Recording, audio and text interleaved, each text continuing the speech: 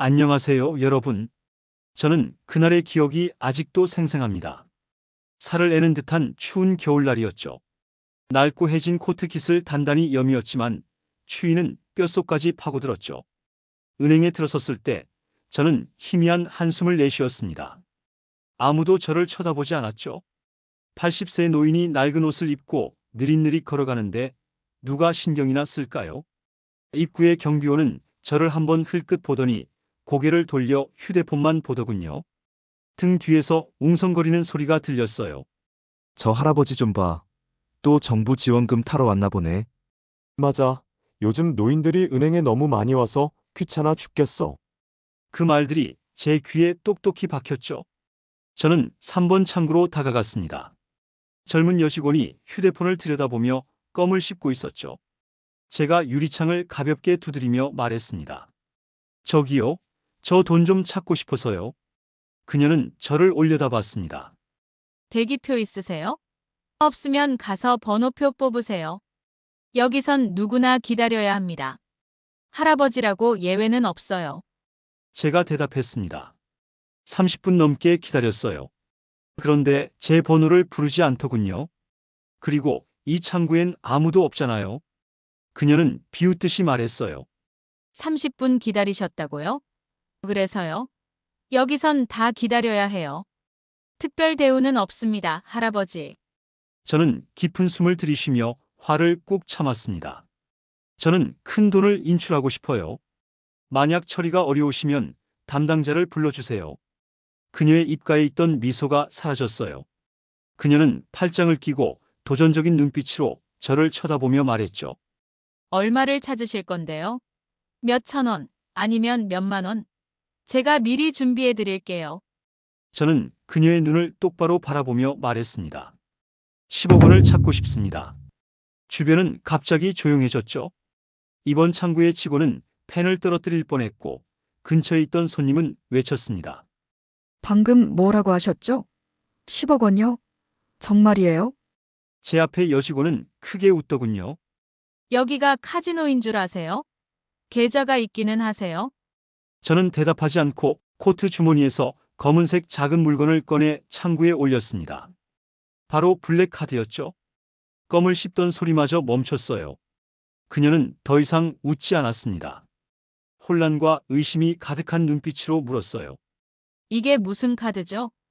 제 카드입니다. 확인해 보세요. 그녀는 잠시 망설이다 카드를 들어 번호를 입력했습니다. 키보드 소리만 들릴 뿐 은행 안은 이상할 만큼 조용해졌죠. 그녀의 얼굴에 나타나는 작은 변화들을 지켜봤습니다. 그리고 조용히 중얼거렸어요. 500억? 그 작은 목소리는 은행 안에 번개처럼 퍼져나갔습니다. 은행 안은 정적에 휩싸였어요. 더 이상 경멸도 비웃음도 없었습니다. 대신 두려움이 가득했죠. 호기심과 경멸로 가득했던 시선들은 완전히 바뀌었습니다. 모두가 3번 창구를 바라봤죠. 그곳에는 굳어버린 채 모니터만 응시하는 여직원이 있었습니다. 다른 직원이 그녀의 화면을 보고는 입을 막고 외쳤습니다. 뭐라고요? 500억 원이라고요? 가까이 있던 남성 고객도 놀라 소리쳤어요. 뭐라고? 저 할아버지가 500억 원이나 있다고? 순식간에 은행은 난리가 났습니다. 아까 저를 비웃던 사람들은 이제 침묵을 지키고 있었습니다. 여직원은 정신을 차리지 못하고 카드를 다시 입력하며 숫자를 확인하려 했지만 결과는 변하지 않았어요. 그녀는 벌떡 일어섰고 얼굴은 귀신이라도 본 듯 창백해졌죠. 떨리는 손으로 손바닥을 문지르며 말을 더듬었어요. 죄송합니다. 잠시만 기다려 주세요. 제가 곧 지점장님을 불러드리겠습니다. 그녀는 황급히 자리를 떠났습니다. 제 옆에 앉아있던 중년 여성이 조용히 물었어요. 저 정말로 500억 원 가지고 계신 건가요?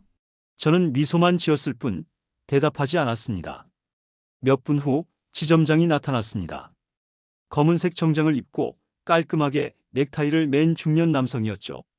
엄격해 보였던 그의 얼굴은 저를 보자마자 환한 미소로 바뀌었습니다. 그는 빠르게 다가와 허리를 90도로 숙여 정중하게 말했습니다. 기다리시게 해서 정말 죄송합니다. 저는 이 지점의 지점장입니다. 제가 모실 수 있어 정말 영광입니다. 주변 사람들은 깜짝 놀랐습니다. 지점장이 저 같은 노인을 직접 맞이할 줄은 상상도 못했기 때문이죠. 지점장은 손을 모으고 공손하게 말했어요. 저희 VIP 룸으로 모시겠습니다. 그곳에서 더 빠르고 편안하게 거래하실 수 있습니다. 저는 그 자리에 가만히 서서 지점장을 똑바로 바라봤습니다. 내가 대기실에 앉아 있을 때는 아무도 나를 신경 쓰지 않았으면서 이제 와서 VIP 룸으로 초대한다고? 제 목소리는 크지 않았지만 모두가 들을 수 있을 만큼 분명했어요. 주변 공기는 다시 얼어붙는 것 같았습니다. 지점장은 당황해서 얼굴이 빨개졌고 이마에는 땀이 맺혔죠. 정말 죄송합니다. 불편한 경험을 하게 해드려서 진심으로 사과드립니다. 저희의 잘못입니다. 저희가 반드시 보상해드리겠습니다. 저는 깊은 한숨을 내쉬며 소위 말하는 이중적인 태도를 뼈저리게 느꼈습니다. 지점장은 계속 저를 설득하려 했지만 저는 차가운 시선으로 그를 바라보며 말했어요. 내게 필요한 건 존중심 있는 태도입니다. 한 단어 한 단어가 종소리처럼 울려 퍼졌습니다. 지점장은 더 이상 아무 말도 하지 못하고 그저 고개를 끄덕이며 깊이 허리를 숙였죠. 은행의 분위기는 숨막힐 듯 무거웠습니다. 저는 그 자리에 서서 천천히 주위를 둘러보았죠. 방금 전까지 저를 비웃던 사람들은 땅을 응시하거나 핸드폰을 보는 척하며 저와 눈을 마주치려 하지 않았습니다. 결국 사람들은 돈만 존중하고 사람 자체는 존중하지 않는구나. 저는 속으로 생각했어요. 그리고 천천히, 그러나 은행 전체가 들을 만큼의 목소리로 말했습니다. 오늘 제가 돈 없는 노인이었다면 당신들은 저를 이렇게 대했을까요? 아무도 대답하지 않았습니다. 지점장은 침묵했고 얼굴은 붉어졌죠. 저는 다시 그를 바라보며 단호하게 말했습니다. 당신들이 잘못했다는 것을 인정합니까? 네, 저희가 잘못했습니다. 앞으로는 고객을 외모로 판단하지 않겠습니다. 저는 한참 동안 그를 바라보았습니다. 저는 천천히 창구로 걸어가 유리 위에 손을 얹었습니다. 여직원은 깜짝 놀라 뒤로 물러났죠. 이제 내 계좌에 500억 원이 있다는 걸 알겠죠? 그녀는 얼굴이 빨개지며 고개를 끄덕였고 눈에는 눈물이 맺혔습니다. 오늘로부터 교훈을 얻었습니까? 제 목소리는 은행 전체에 또렷하게 울려 퍼졌습니다. 그녀는 아무런 대답도 하지 못했습니다.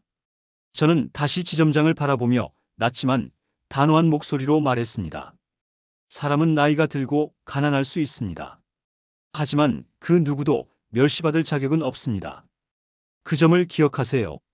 모두가 침묵했습니다. 지점장은 제 앞에서 고개를 숙였고 직원들 역시 모두 고개를 숙였습니다. 그들의 얼굴은 두려움, 후회, 그리고 수치심으로 가득 차 있었죠.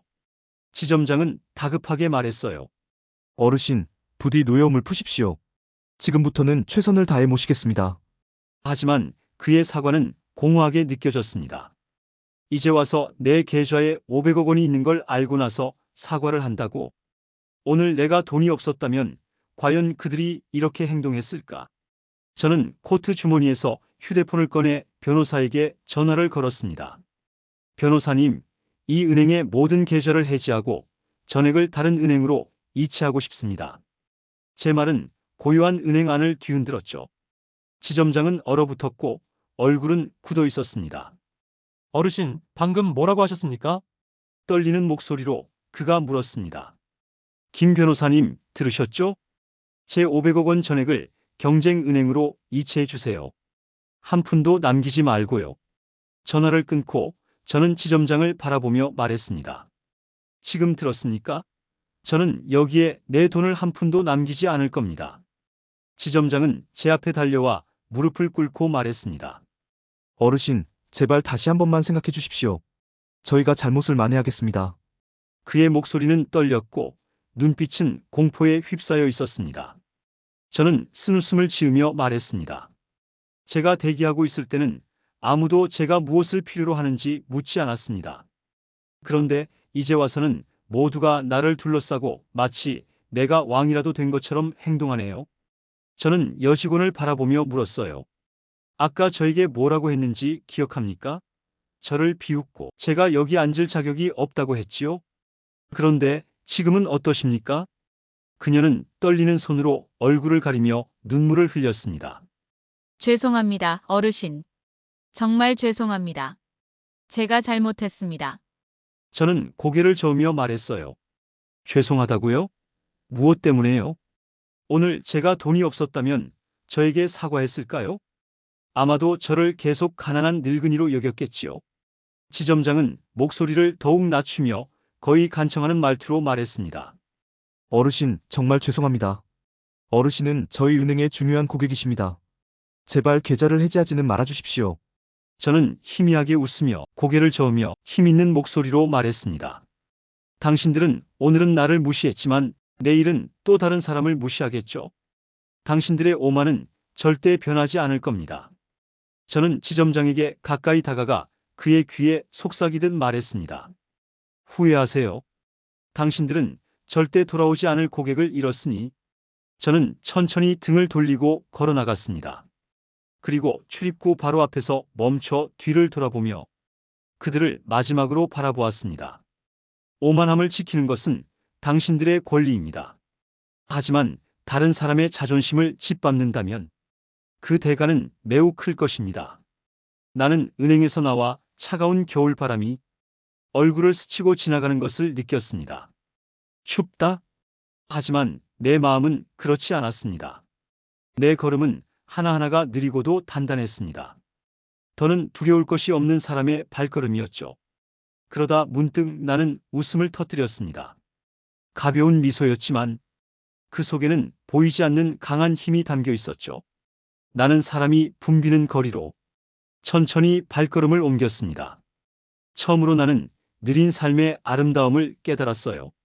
부유함은 소유한 돈의 양이 아니라 마음이 평온한지 여부에 달려 있다는 것을요. 휴대폰이 진동했습니다. 변호사에게서 문자가 와 있었죠. 어르신 송금 처리가 완료되었습니다. 500억 원 전액이 새로운 은행으로 이체되었습니다. 그리고 그 은행에서는 어르신께 최상의 서비스를 제공할 것을 약속했습니다. 나는 간단히 답장했습니다. 고맙습니다.